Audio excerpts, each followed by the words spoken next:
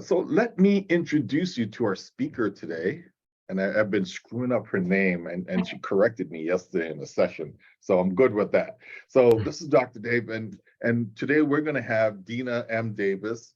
And she has great certification as a Scrum Master. She has an ACC, which is really amazing stuff. And she's a member of the Maxwell Leadership Certified Team. She's a founder of Agile Nibbles, right? And this is a great initiative that she started to be the change she wants to see, right? And so as a speaker, trainer, and facilitator, she offers bite-sized nibbles about transcendent leadership. And I think that's what our topic is today. Can't wait to hear what Denna has to bring for us. And so I want you to just, let's just give her a warm welcome. And Denna, take it away. It's all about you, and I'm going to put us in speaker mode so you could be front and center. So you go for it. All right. And I am going to share my screen. Can everyone see that? Yes, we can. All right, good stuff. Well, again, I am Denna Davis. This is a culture of belonging. I can see. Yeah, there we go. And this is the Transcendent Leadership talk part 2. I want to thank Agile for Humanity, specifically Dr. Dave, for allowing me the opportunity to continue the conversation of this topic that I'm so very passionate about. And we're going to jump right in. Okay, so what I want you to walk away with in your bag today, I want you to, we're going to review those hazards of stressful environments. We're going to explore the different benefits of a culture of belonging, and we're going to experience 3 of the 5 levels of connection. And as far as the expectations and the why of this talk, you can expect this is going to be real, raw, and personal. In fact, I do bring up specifically Christianity and trauma very briefly. And so if those things make you uncomfortable, you are more than welcome to, to take yourself out for a moment. And this is also going to be interactive and engaging.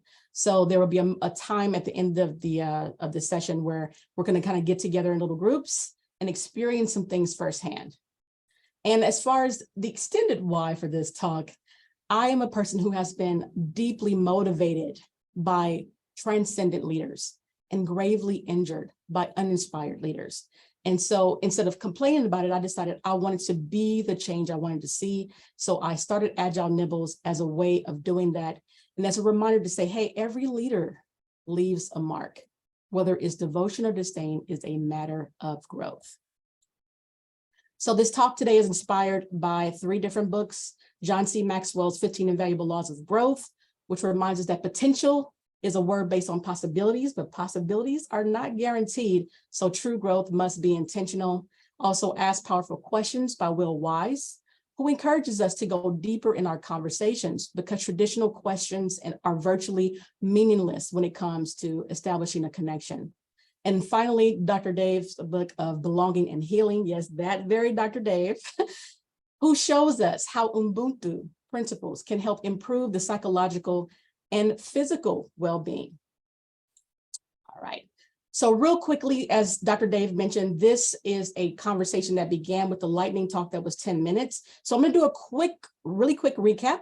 So that topic is about transcendent leadership. And what is that? That means being inclusive. And this is not an exhaustive list, but inclusivity means valuing all of your teammates, inviting diverse perspectives, having a culture of belonging, which we'll talk about today, and asking powerful questions. And so, by the way, if you're thinking, part 2, how many parts are there? Well, there you go. There are 3 other things that I would love to continue this conversation on, and that is about valuing teammates, inviting diverse perspectives, and asking powerful questions, which all will come with their own interactive portions. All right, and then the 5 levels of connection are at the very bottom: intention, which says, I'm willing to know you; rapport, which says, I see you. That's Ubuntu, or like Avatar, if you like the movie Avatar, O Nagatame. Openness, which says, I hear you. Listening, which says, I get you, okay? And empathy, which says, I feel with you. And the thing about empathy is if we allow empathy to kind of permeate our lives and extend outward, we expand our world. Because no matter what business you're in, I promise you, you're in a business that is by people, creating products and services for people. All right. Now, it feels like I went really fast in that recap. You're not wrong. I did that intentionally. There's a replay, though. You can see the replay of that 10-minute lightning talk on agileforhumanity.org. And if you go and search for the Agile for Humanity 2023 conference, you will see not only my talk, but all of the talks that happened there that day. I'm telling you, it's worth your time. At the very least, take a nibble of those keynotes. You will not be disappointed, I promise you. But also, you can see this replay on Agile Nibble's YouTube channel, and that is YouTube.com/@AgileBytes. Okay, and we have reached our very first breathing segment. There will be a few of these going throughout this session because since I will be getting a little bit real and raw, there might be things that will be exposed, and I just want to give everybody an opportunity to blow that out. So I'm going to tell you how we're going to do this. We're going to have 2 quick breaths and then 1 long one. So you're going to breathe in through your nose, out through your mouth, in through your nose, out through your mouth, and the big one in and out. And I promise you, these breaths are going to help me a lot. They're also going to help you because generally when you hear a speaker, you kind of get the energy that they're putting out. So I want to make sure that I stay calm throughout this whole process so you can enjoy this process in here. All right. When we talk about a culture of belonging, I first want to figure out, what does belonging mean to you?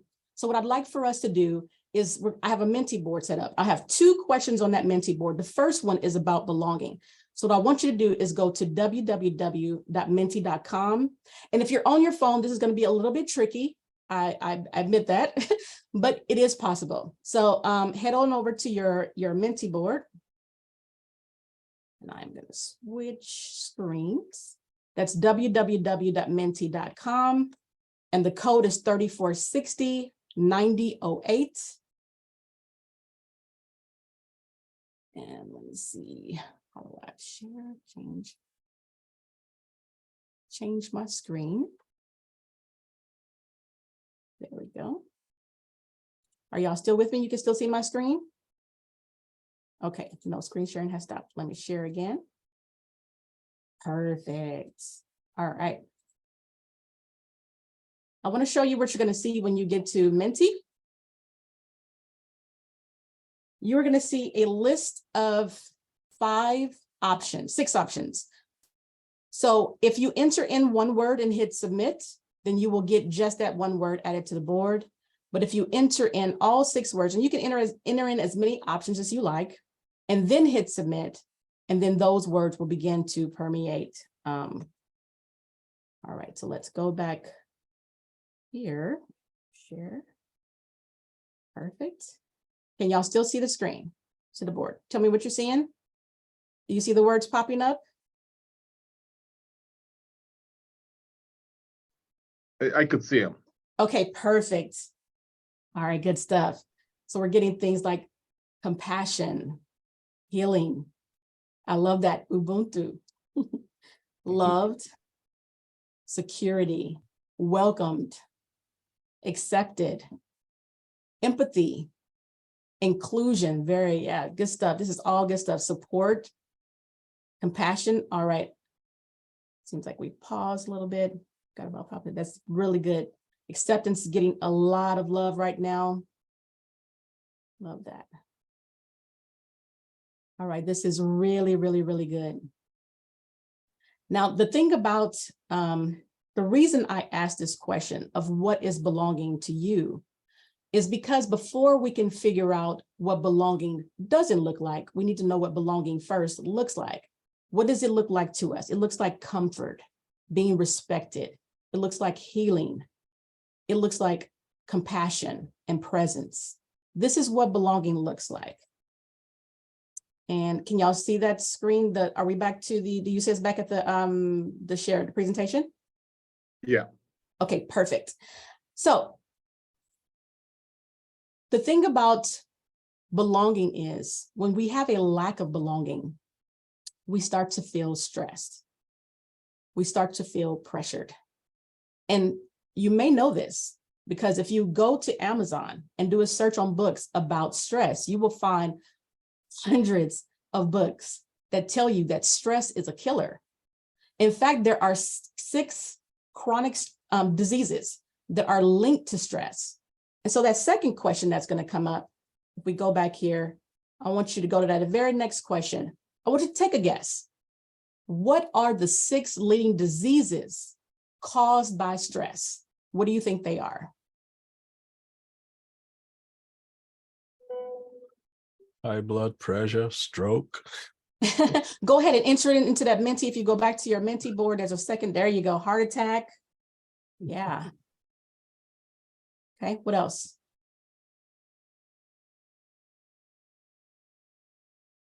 Diabetes, stroke, cancer. That's good. Heart disease, hypertension, depression, obesity, HBP. I'm not familiar with that one. High blood pressure. Yes, I am familiar with that one. Just not in this acronym form. That's good stuff. Suicide, good one. Yeah. Anxiety. Yeah, this is really good stuff. So you guys are very acutely aware. And so I want you to, again, remember those items that you listed as belonging. When we don't have that belonging, when we start to feel overstressed, according to the American Psychological Association, stress is linked to heart disease, as was mentioned, cancer, lung ailments, accidents, cirrhosis of the liver, and suicide. Those are the 6 leading causes of death linked to stress. And by the way, this is just me pontificating. Those accidents are, would you say that they're associated to lack of focus, lack of concentration?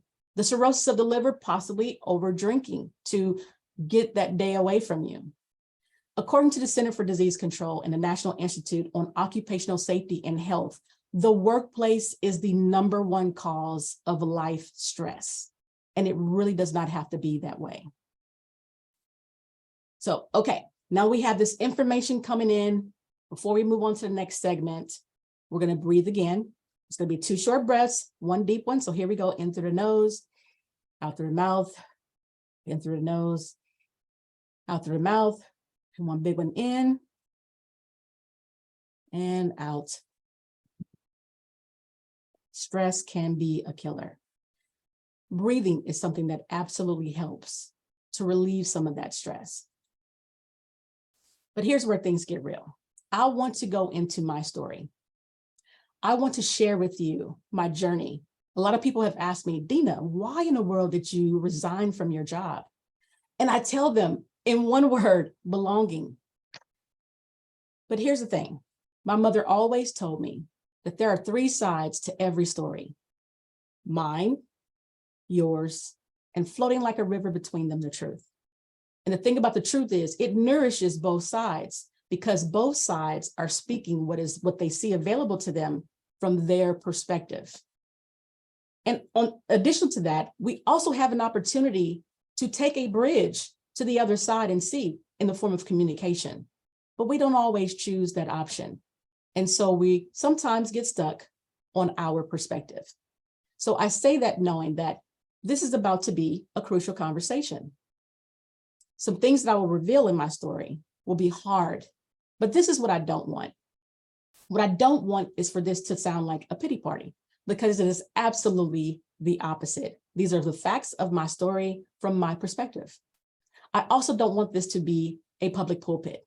If you're ever in church, you get the pastor talking about something that happened in the church over the pulpit, that person doesn't get an opportunity to respond or reply. It is a bully pulpit, as it's called. But that is not what I want here. The reason I'm sharing my story is because of awareness. I want to draw attention to something that may be getting overlooked in our corporate environments. Also, this is not about me dragging my baggage out for everyone to see and exposing it just for the sake of shock and awe. This is an opportunity for empowerment. My story and my journey, I hope, will give someone something that they didn't have before. that sense of this is what I can do because she did it. And finally, there are no heroes and villains here. I know that in my own mind, I'm always walking around with my cape because I'm part of the Justice League, okay? But there are no heroes and villains here. It's all about perspective. From that side of perspective, they are a hero to someone else. And I may be a villain. So we don't want to put those labels. It is just about perspective. And this is also about an opportunity for growth, because both I and the parties that I mentioned had an opportunity for growth, and we did. Okay. So my story begins with a narration. I want you to imagine with me. Imagine that you're going to an event, and it's a white event where everyone is coming dressed in white.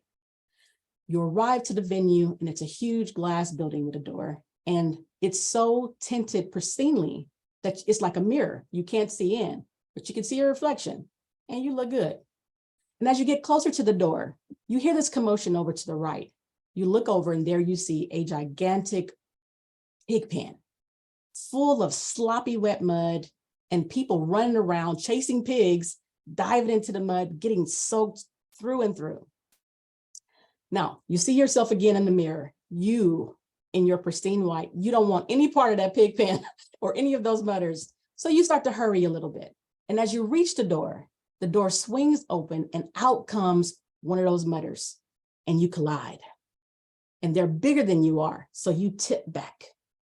And then they reach out to stabilize your fall and grab you. And in that moment, they recognize you, and you recognize them. It's someone that you absolutely despise. But they pull you in as if you were a friend that they haven't seen forever, hug you, kiss your cheek. Now you are covered in your white outfit, sloshed with mud, front, side, back, and face. I want you to hold on to whatever thought or emotion came up with this imagery. Hang on to it for just a moment, because we will return to it. And I will go into my story. So if I told you that I was 5 years old, would you believe me? And I know for some of you who know me, the few who know me, would probably say that would probably explain a lot. But let me tell you, it is absolutely true. I consider myself to be 5 years old. You see, I used to be a suicidal depressive, and I was depressed because of years of childhood abuse. And that abuse, that trauma followed me in my life for years. I struggled in my career, in my marriage, and in my personal relationships. And in 2016, I once again tried to correct the mistake of my existence. But something amazing happened in 2018. I rededicated my life to Christ. And when that happened, I realized finally what was really happening. That trauma, those experiences were an anchor attached to my leg, dragging me down in the sea. And I had to break that chain so that I could start to move towards the person that I was created to be. So I did the hard work of rededicating and putting myself forward for my personal development. And I didn't know what to do. I didn't know how I was going to get it done, but I'm a person who loves tennis. So I reached for what I knew. Author Ash, a person I greatly admire, had a quote. It says, "Start where you are, use what you have, and do what you can." And that quote became a mantra for my 2018. And with that quote in hand, I started doing the work. And sure enough, growth started to happen. I found a job, so excited, so elated, life was looking up. And I declared out loud, I decreed and I declared that I would never allow myself to hit rock bottom like that ever again. I would continue on until I reached that person that I was created and destined to be. Of course, anything that you declare with your mouth, I promise you, you're going to have a test on it. That's why words have power. Because how can you know what you say is true unless you have a test? So thus began the tests of the emergency faith-based system. Stress test number 1 came in 2020. That lovely job that I had just found and was so excited about, I lost it due to COVID. No problem. Dust myself off. I had lost 3 other jobs prior to that due to 9/11 twice, 2 other ones because of the stock market situation. I've been there before. We kept it moving. And in 2021, I found another job. One I liked even better, one is a Scrum Master, which I love. And I began to thrive in that space. I started getting on LinkedIn, making all these lovely posts, trying to create visibility and credibility for my sphere and that sphere of influence. I started joining Agile associations like Agile in Color. I started making a name for myself. I was getting opportunities. I was getting engagements. It was amazing. Then came stress test number 2. Stress test number 2 came in the form of a bully. On one of those teams that I acquired was someone with power and authority.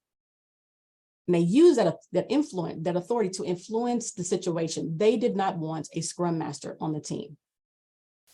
This was very problematic for me because it triggered me. I was being triggered to a memory of the abuse that I experienced as a child, plus all of the extra abuse that I experienced growing up from people who could see when you're broken, they think you're an easy target. And so they would come at you. I was being triggered.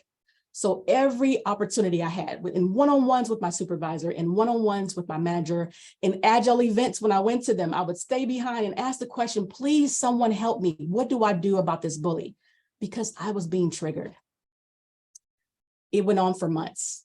And after about 7 months of swaying and stumbling, I decided, you know what, maybe it's time that I start looking for another job because my mental health is far more important to me than this job.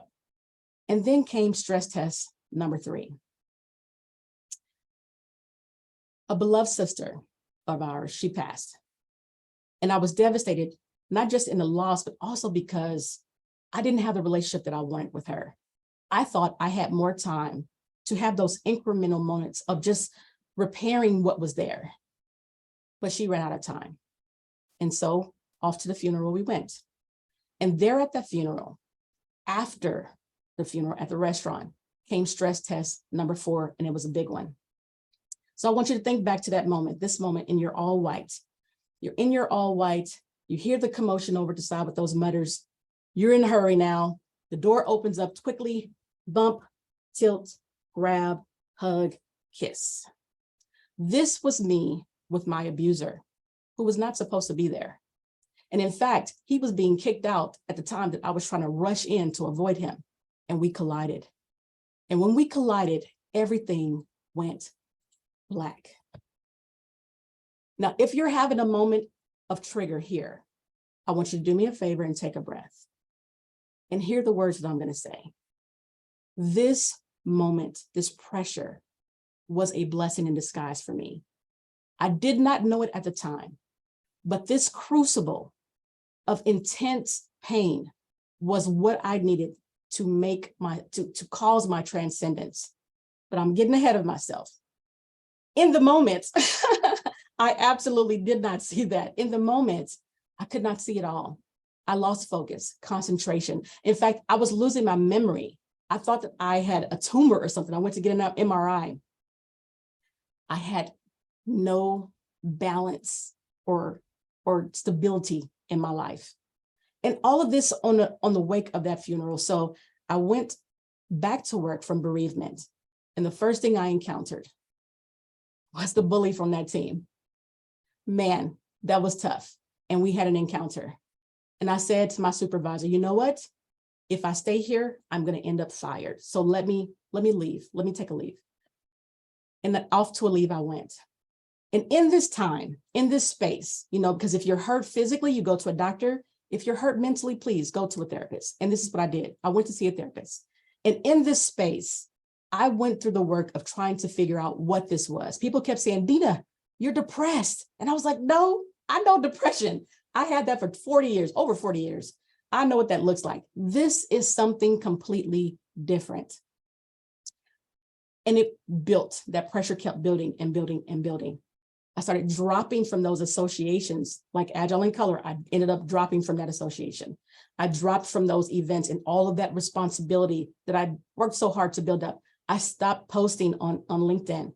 I was disengaged now, trying to figure out what this was. It was almost like an episode of House, right? If you ever saw House MD, where those patients come in with those ailments, they have no idea what it is. They give them a treatment to help sustain them.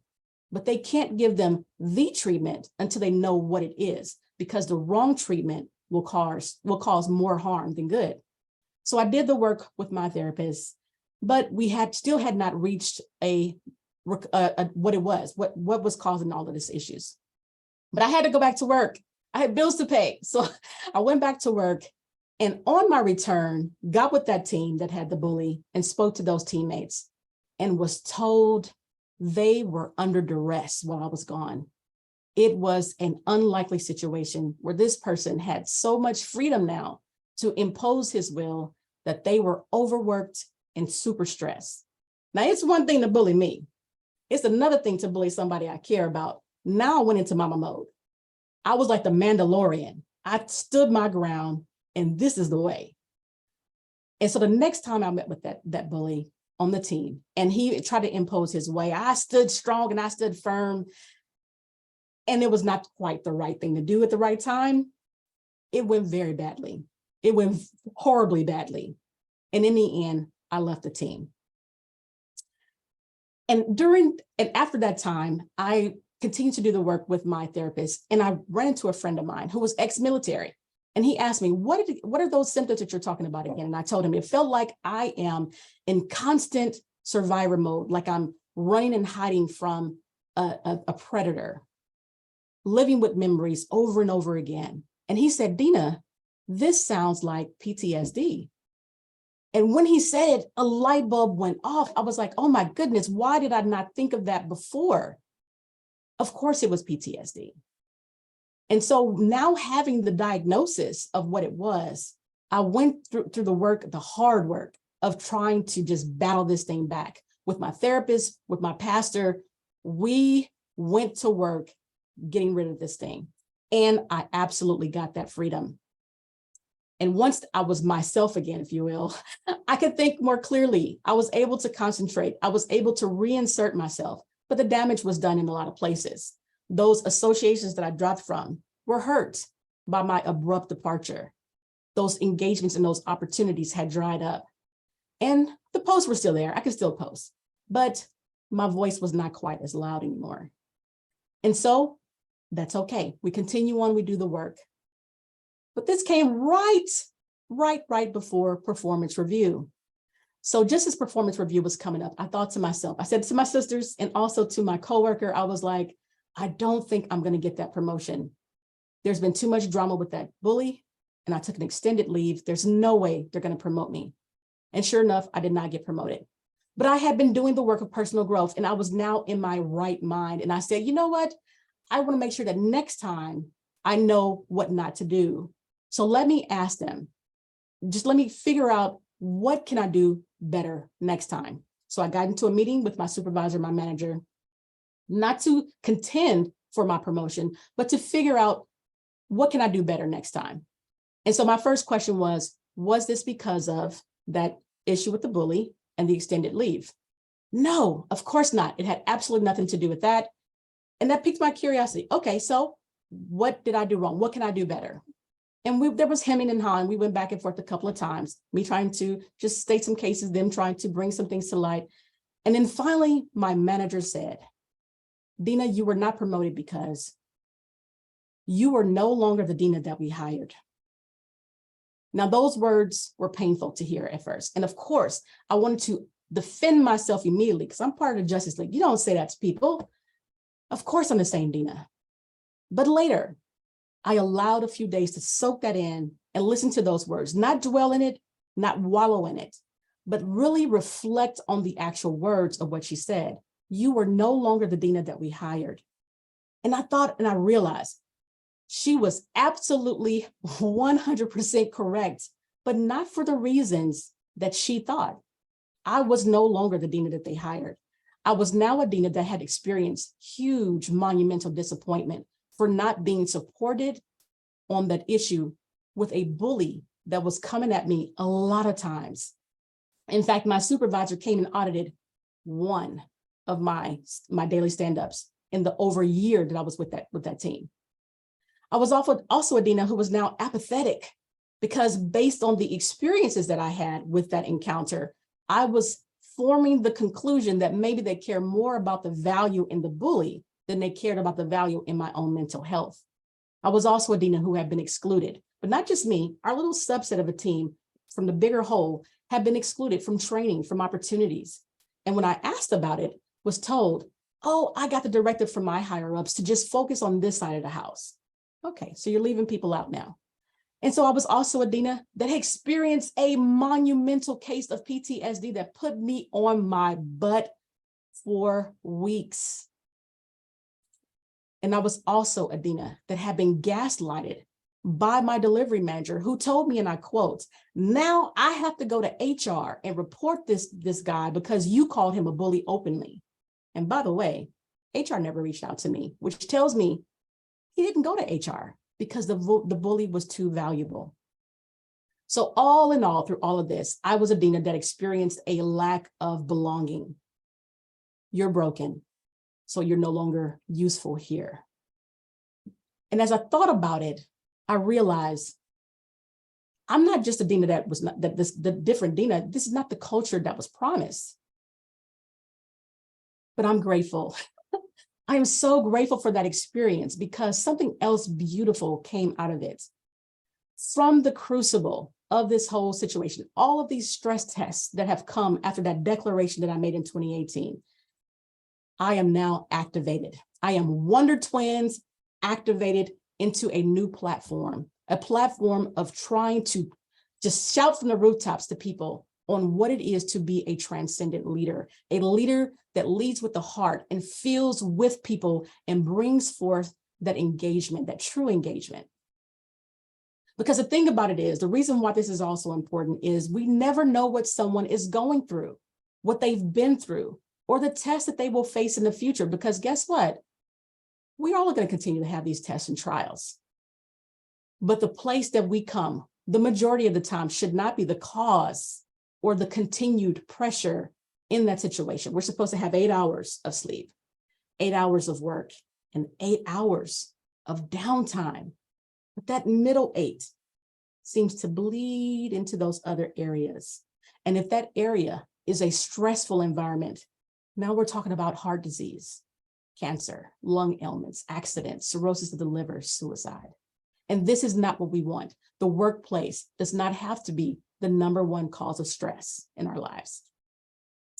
And by the way, I'm sure she is probably blushing a bright red right now. There was only one person on my team who reached out to help. And that was Melissa. She reached out to me and said, hey, Dina, I see something is different about you. You have changed. What is going on? And I didn't want to talk about it at the time. And she was like, okay, we don't have to talk about it. This is what I'm going to do, though. I'm going to put a 30-minute meeting on our calendar. You don't got to come. If you don't want to come, cool. If you come, cool. But I'm just going to leave it there. And if you come and you don't want to talk, cool. But if you do want to talk, we can talk about whatever you want. Let me tell you, that was monumental to me. That was everything to me. It endeared me to Melissa even more. Now, we had already had a rapport. She was hired a few months after I started, and I asked her afterwards, I said, why in the world would you do that? Why would you create that space for me? And she was like, Dina, don't you remember? When I started, you were the one who created space for me. You allowed me to come and you created that space for me to come and ask anything I wanted. Even though I didn't know what I was necessarily doing 100%, I created that space because I knew what it felt like to want someone to help. And so I wanted to be the change I wanted to see. And so she created that space. She offered a platform where she just listened and she shared her empathy. And I'm telling you, it really did something beautiful for me and through me. All right, before we move on to this last section, we're going to have another breathing opportunity. And by the way, thank you, Melissa. And she's still supporting, showing up today. You can't teach this stuff, I'm telling you. And so let's breathe. 2 short breaths and one big one. So in through the nose, out through the mouth, in through the nose, out through the mouth, and one big one in and out. Man, that feels really, really good. As we start talking about a culture of belonging and getting into the healing portion, I want to bring to mind Brene Brown. She says, she defines connection as the energy that exists between people when they feel seen, heard, and valued. Those three, that combination of three are very crucial. It's good to be seen. It's good to be heard, but we need a combination of that value in there as well. And when they give and receive without judgment, this is how you build rapport. This is how you build belonging. So in this healing portion comes from the book, Belonging and Healing by Dr. Cornelius. And it's a concept of Ubuntu. And to say that word properly, you got to dig into your African roots here. Just dig in, let it come from the soul, Ubuntu, you know? So real quick, a story associated with this. When I looked up Ubuntu, I found this amazing story where a teacher went to his students and said, I have a game for you guys. Over there, under the base of that tree, I have a huge basket of sweet fruit. Now, whoever can get to that basket of sweet fruit first will get to have the whole basket to himself. He said, now this is a race. And he counted them down and said, go. The children locked hands all together and they trotted over slowly to that basket. And they sat down as a group and began eating the fruit. And the teacher was shocked. And he went over and asked them, why? Why didn't one of you run off and get the basket first? You could have had all this fruit to yourself. And the children said, Ubuntu. I am because we are. That is just, it is so much to me. Ubuntu is a philosophy that started in South Africa from the Xhosa tribe by Archbishop Desmond Tutu. It encapsulates aspirations to live well together, to see everyone as fully human and valuable, right? To treat others as having immense worth. And Ubuntu brings gratitude.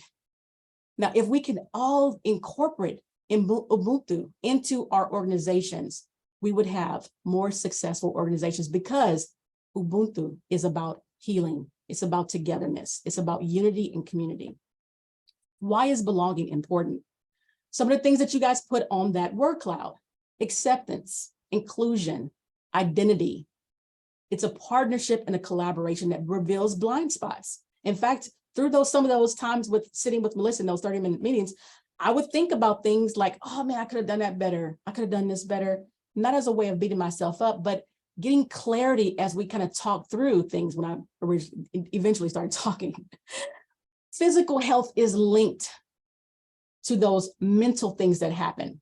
Our body starts to feel those things because our mind puts out a pollution, if you will, when we are under duress, under the wrong kind of stress. So healing in and of itself is an antidote to trauma. Now we're going to take some exercises. Yeah. This is the exercise portion. This is the group portion. And I'm gonna kind of stop sharing here. Oh, all right, stop sharing. I wonder what you won't be able to see. So I'm gonna explain this first and I'm gonna stop sharing so you can go into our groups. So I have 3 images here, as you can see. The first is of a woman with a baby. The second is of women in tutus. The third is of a woman packing or unpacking, a woman with her luggage. Now, I didn't intend to just do all women. It just kind of happened that way. That was beautiful.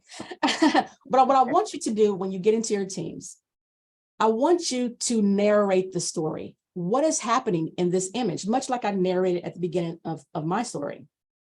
Who is this woman with the baby? Is that her mother? Is that her aunt? Is it a friend? Who are these women in their tutus? Is this a performance? Is this the beginning of the performance, the end of the performance? What performance is it? And so on and so forth. So here is the catch though. One of you will be muted. The muted person will be the actual narrator of the story. So the other people in the team will have to figure out what the story is that they're trying to tell, but that person is muted. This is to simulate being heard. And so we'll discuss it when we come back. Let me stop sharing for just a second. All right. And Dr. Dave, if we can form 2 groups and yes, 2 groups. And then I guess you and I can stay out, or I don't know if you want to be part of it. Yeah, it's up to you, but we could always jump in and out. So I'm going to allow it to assign automatically. So let me create the rooms. All right. Here we go. So again, remember one person, and the person with the shortest hair is going to be the narrator, or if you, or whoever would like that honor. And then that person is going to be muted, they're on camera, but muted, and they're going to narrate the story. So pick one of these pictures, go ahead and get your story in mind now. Pick the image that you want to use. Think about your story, what's happening in the picture, and enjoy your groups. See you on the other side. Ooh, let's see. Sorry, Just Dina, move. just a quick I'll move question. you. Yeah. Go ahead. Questions are Who's questions.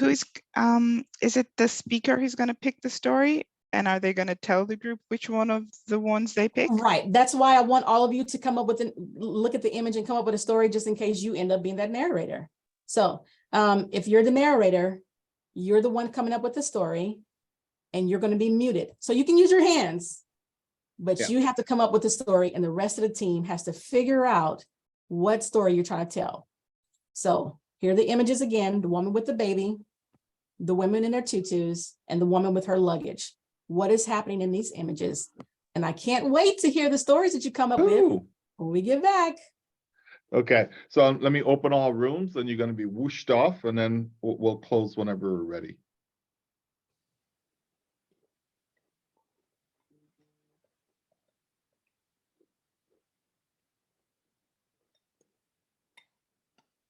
Hold B to broadcast your voice to all room. Okay.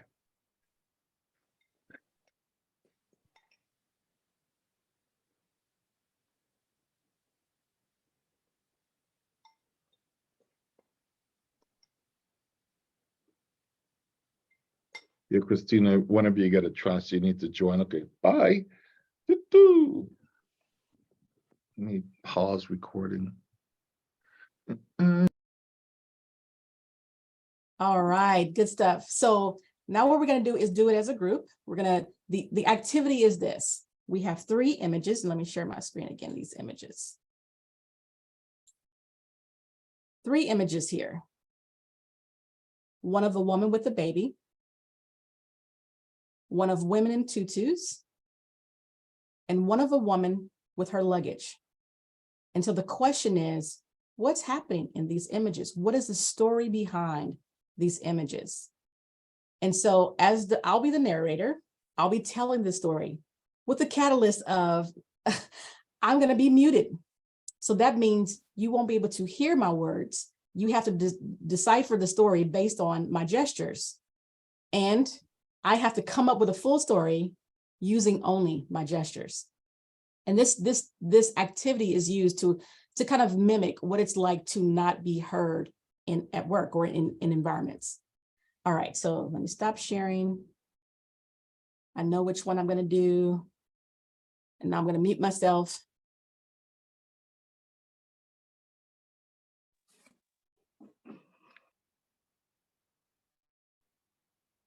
The ballerina.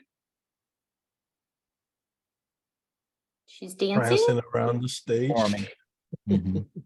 performing, doing ballet, On a like way. on a lake, water, like Swan Lake. Swan Lake. Swan Lake. And this is the finale. And that's it. That's the story. Now that That one, I was tried to much make it a easier little than more second one. simple. But how is that for you guys? When you're seeing someone trying to tell a story, what things come up for you? I know you've already said some things off camera, but I'd like to get this conversation here. I guess Well, it's the for me, it listening was- part. Go on ahead. No, you go for it, Patrick. I'll go after you. Okay, I guess it's the listening part. You find out that usually when you interact with people, when they speak, you want to respond almost immediately. So you end up interrupting, and you don't get the message they're trying to convey to you. What this shows you is if you could just be still, be calm, you might actually hear and figure out what exactly they're trying to get to. So it goes to that whole thing in project management, better to be an active listener. Helps you become a better project manager. So good. Your turn, Melissa. I'm going to add here in terms of culture and context, because I think even with listening, there are limitations, because there are people who are not interested in ballet and they would not be able to guess what Swan Lake is. And this is also the issue that we have with belonging in certain companies where people hire for cultural fit, because they hire people who will fit in and understand the context. So I think when you're listening, you always put your lens on it. And if you do not have a lens of understanding or knowing anything about the ballet, then I will not hear or understand your story. So good. Go ahead, Melissa. Oh, I was going to say, from my point of view, we did in the small groups, I was the narrator. So it, you know, having done it in the larger group, it felt, I took the activity differently, you know, like it felt different knowing what you had been through and being like, that is really hard what she's doing. I want to, you know, try to support her in that.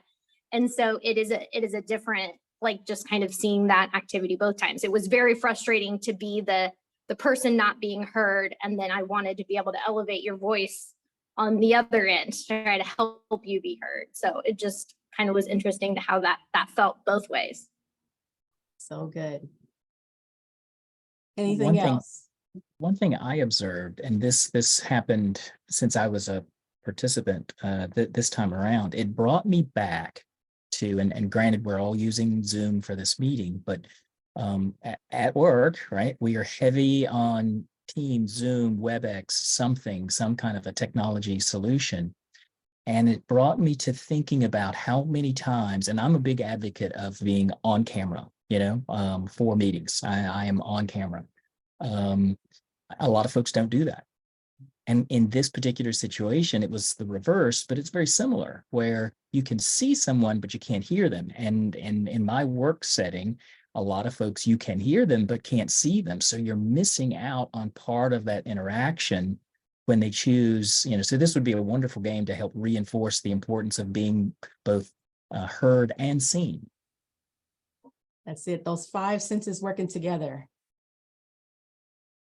And so I want to know from the groups, what was the story that you guys told from the team, the people before first, and then a narrator to see if they got it right. So from someone on one of your groups, who wants to share what the narrator was trying to convey? I'm going to guess that Melissa was taking a trip. Well, she told us which picture it was, but I'm guessing that she was, when she was getting on the plane, I thought I read her lips and I thought she said she was going to Greece. I could be wrong, and that's about it.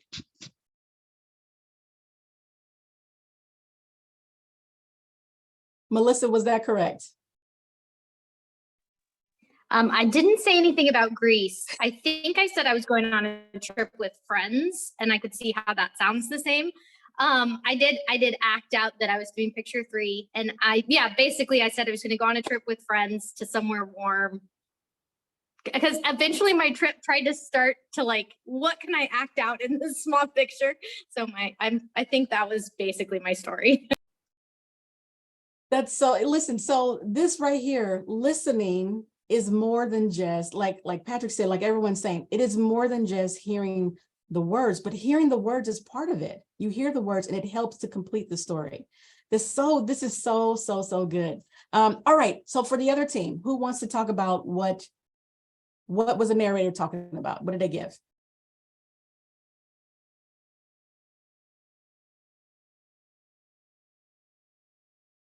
I nominate Taniola. She's so quiet.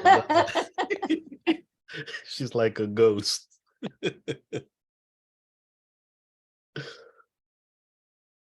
Okay. But yeah, it took a little second to pick up on what he was saying, but then eventually, you know, picked up on the sense, you know, taking a walk, to get in the car, drive in, taking a trip, get into a big house or a house at least, going in and being able to unpack his, the luggage. So, and then, at the end of the day, I realized if I ever had to play charades with cash, I got to get you on my team. Thank you. All right. So what was the story you were telling, MC? It was the lady who was going on a trip, and for me, I could tell that she was arriving because all the clothes were nice and neatly folded. And because had she been departing, we know how it is. We just throw everything in the bag. It's rumpled up. It's a mess.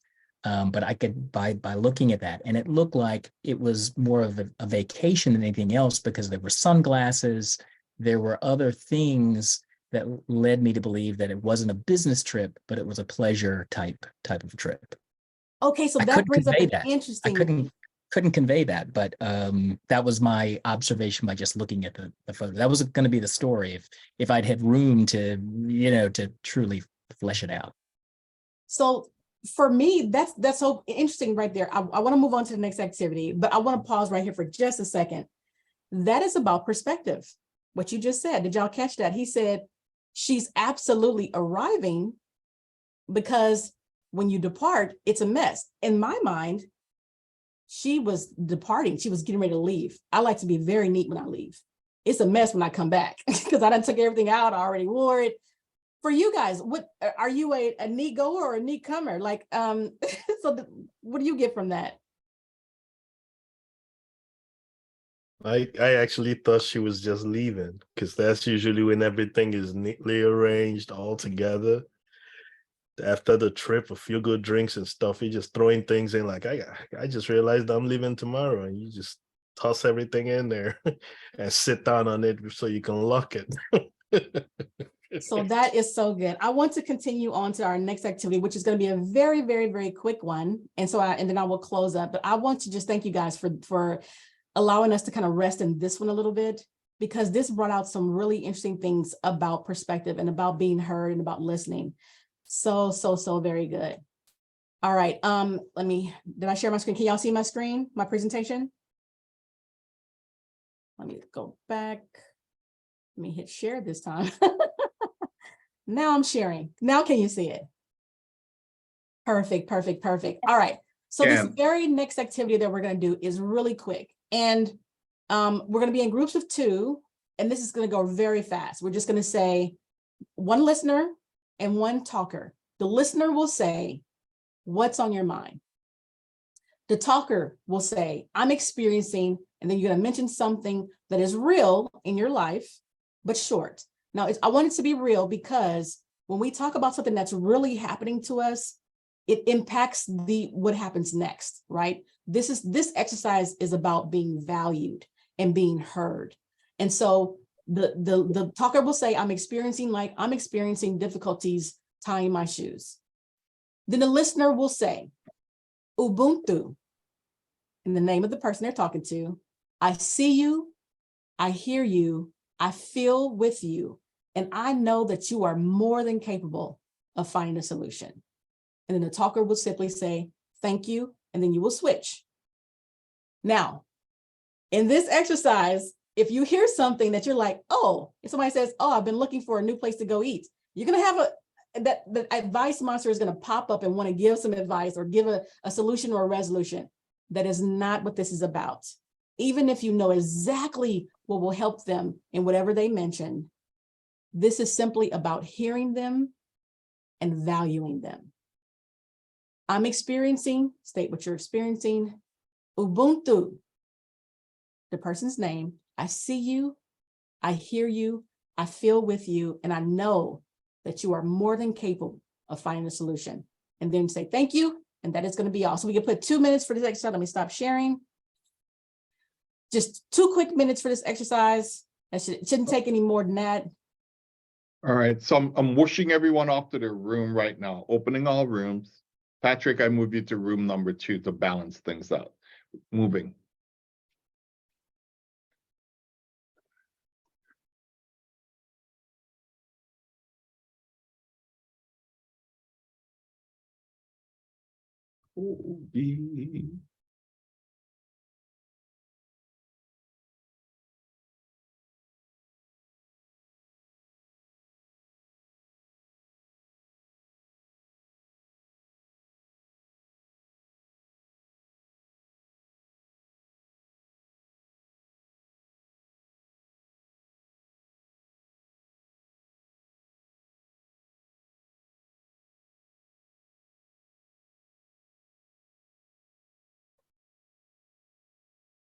Yes, yes, yes.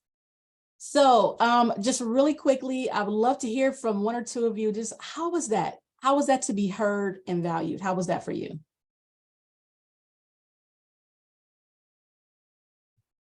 So Got for a thumbs me, up from Kenya? I found it really comforting. It was, I don't know, it was just like, wow, just yeah, it was calming, for whatever it is that the person had to say, as opposed to like jumping in with a potential solution or something. I thought it was affirming also. Yeah, affirming. So good. Anything else before we move on?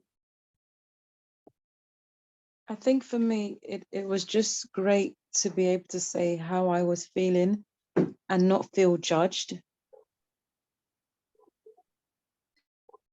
Woo, that's so good right there. I got chills on that. This is belonging, you guys. What we just did right there, that's belonging. Letting somebody have space at the table and telling them, I know that you're capable. I know that you are a valuable person. You're capable, but I'm going to give space for you. All right, let me go back to my presentation here and let's move on. I feel with you. Come on. All right, so last breathing, in through the nose, out through the mouth, in through the nose, out through the mouth, and big one in and out. Man, this has been absolutely wonderful, but let me summarize real quickly. Transcendent leadership is about being inclusive. That means being intentional, saying, I am willing to know you, having rapport, which says Ubuntu or O Nagatakame, I see you, having openness, which says, I hear you, listening, which says, I get you, and empathy, which says, I feel with you. And I know that in your spaces, maybe in your work environment, it may seem like a giant elephant-sized project to start incorporating some of these things. But how do you eat an elephant? That's right, one nibble at a time. So we are going to create a plan for our own personal growth so we can be the change that we want to see. And I offer two ways for that. The law of intentionality, which says growth must be intentional because it does not just happen. And the law of consistency, which says motivation gets you going, but discipline keeps you growing. Stay at it. And finally, let's incorporate more Ubuntu in our own lives. Find those places where we can just bring it in because I am, because we are. The lasting memory I want to give for you is this. We are all of us like coal.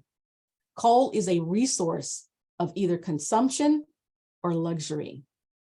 And we can allow ourselves to be continuously chipped away and burned like a resource until we're nothing but ash. Or we can do the work of personal growth and development and allow that pressure, the right kind of pressure, to bring us to our diamond status.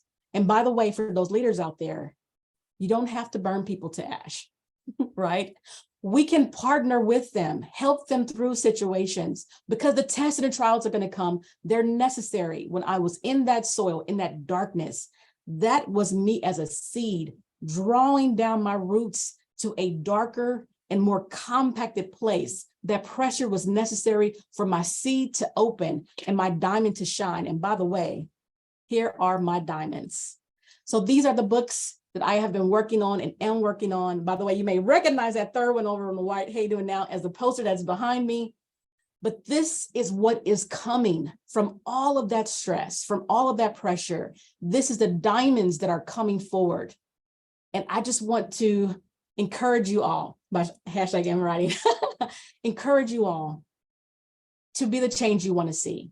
And if you're looking for a place to find your personal growth, come and join me every third Tuesday of the month. I do a meetup, a lunch and learn on Meetup for Agile Nibbles. This one coming up on Tuesday is about the law of awareness. You must know yourself to grow yourself. And finally, these are the ways that you can keep in touch if you would like. It'll be on recording. And I'm reminding you to lead with love. Be the change that you want to see, because every leader leaves a mark, whether it's devotion or disdain, is a matter of growth. Thank you so much for your time and your participation.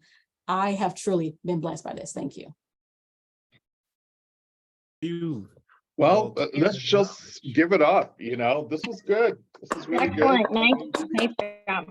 Thank you so much for bringing your great knowledge, your great energy, empathy, Ubuntu, bringing that to all of us. Thank you for doing that.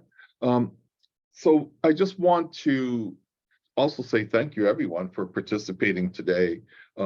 We meet every other month, is the way it's set up, so that we can get together. So on May 20th, Saturday, May 20th, we're going to have a lector. And she was also one of the Lightning Talks presenters. And she's going to be sharing about, have you shown up yet? That's an interesting question. Have you shown up yet? Huh. And so how you bring your authentic self to wherever you are in life. So that's what Elector will be speaking on in May 20th. And also, I just wanted to put the word out there early, because last year I didn't do a very good job at it. This is in terms of finding more volunteers for the Agile for Humanity community, in terms of the meetup, in terms of the annual conference. So if anyone wants to volunteer, I would welcome your participation, being a part of the community. And in that way, maybe I release a little bit on myself, and I release it to others who may want to, add value to what we're doing here. So, thank you. And we'll close in 3 minutes. I'm going to stop recording, and we'll have 3 minutes before we close.